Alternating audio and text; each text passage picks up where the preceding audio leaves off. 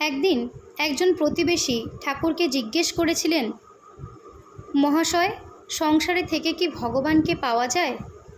তাতে ঠাকুর উত্তর দিয়েছিলেন, অবশ্যই পাওয়া যায়, তবে যা বললুম, সাধুসঙ্গ আর সর্বদা প্রার্থনা করতে হয়, তার কাছে কাঁদতে হয়। মনের ময়লাগুলো ধুয়ে গেলে তার দর্শন হয়। মনটি যেন মাটি মাখানো লোহার ছুঁচ, ঈশ্বর চুম্বক পাথর। মাটি না গেলে চুম্বক পাথরের সঙ্গে যোগ হয় না। কাঁদতে কাঁদতে ছুঁচের মাটি ধুয়ে যায়। ছুঁচের মাটি অর্থাৎ কাম, ক্রোধ, লোভ, পাপবুদ্ধি, বিষয়বুদ্ধি। মাটি ধুয়ে গেলেই ছুঁচকে চুম্বক পাথরে টেনে লবে, অর্থাৎ ঈশ্বর দর্শন হবে।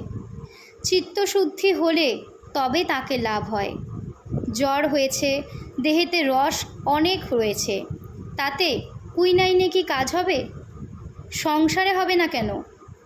ওই সাধুসঙ্গ, কেঁদে কেঁদে প্রার্থনা, মাঝে মাঝে নির্জনে বাস, একটু বেড়া না দিলে ফুটপাথের চারাগাছ ছাগল গরুতে খেয়ে ফেলবে।